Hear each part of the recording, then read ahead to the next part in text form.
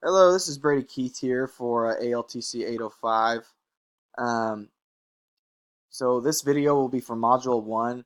And in this module, what I'm going to try and do is take a look at our building demographics and kind of see how our particular building demographics affect my instruction. So I teach at Bennington Junior High and Senior High School. I teach 7th grade, 9th grade, and some 12th grade.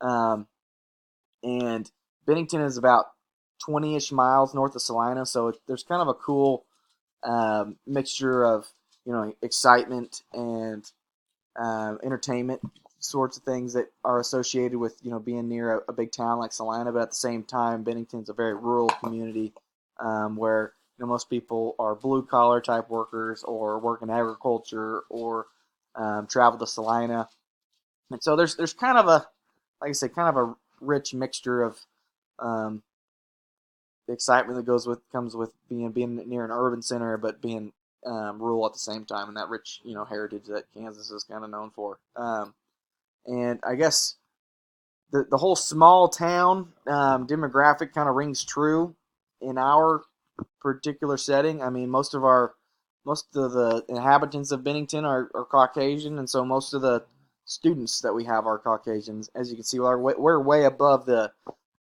average as far as the state goes. And kind of how that affects my instruction is I don't have very many ELL students.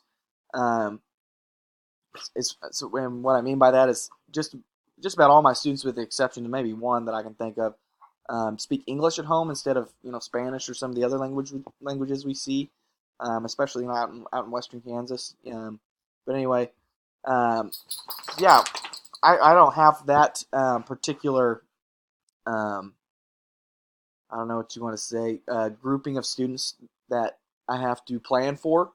But at the same time, as I mentioned, Bennington's really close to Salina, and so a lot of the new students that we get are students that were either kicked out of Salina Central or were kicked out of Salina South High School, and so a lot of times those kids, there are either behavioral problems or socio emotional problems or socioeconomic problems, and so um, there are some tough cookies that we get sometimes, and um, a lot of time with those students, they've because of how bad things are at home, they've sort of missed out on some either content or some skills that they should have came into um, a particular grade with that they didn't because they had a lot of stuff going on at home, and so we have that to deal with. And I guess how that works is we have some really really high achieving students, and then we also have some very low achieving students, um,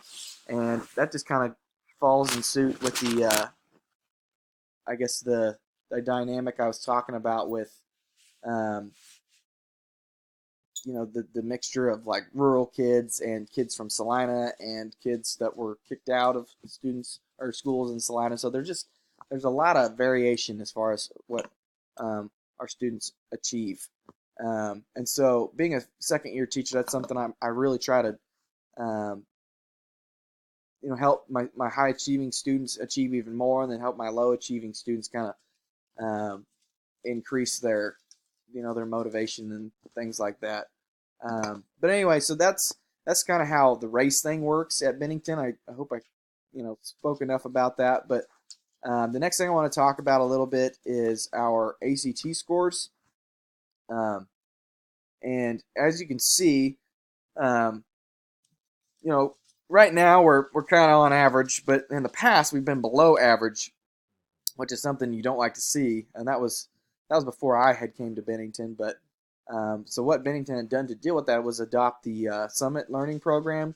And as you can kind of see, I mean, it's kind of even things out for us. But for several years we were below the state average, which is not something you like to see. And time will only tell as we continue on with the Summit platform and using that tool to kind of help us beef up our instruction and our content and our curriculum and all those sorts of things. Um, Time will only tell if we can get above the state average instead of either meeting it or being below it. So anyway, the next one I should probably talk about is gender.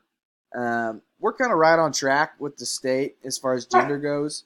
Um, sorry, my dogs are jumping around everywhere. But we have quite a few. Well, I guess it's pretty average as far as the male versus female students in the population we have in our school. So, I guess in that regard, that doesn't really affect my instruction very much, or at least not in ways that I've really realized at this young point in my career. But I just thought it was maybe would be wise to talk about it as far as covering all the bases. So yeah, we're pretty much right on average with the male and female population in our school.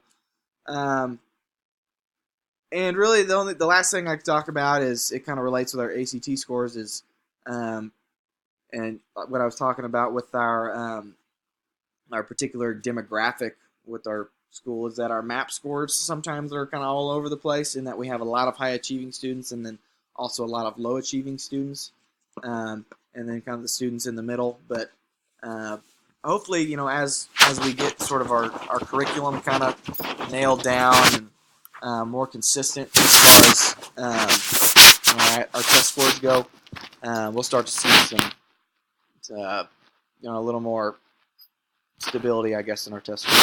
So I'm hoping I covered all my bases in this first module, and I guess I hope everyone has a restful Labor Day weekend. So take care. Thanks.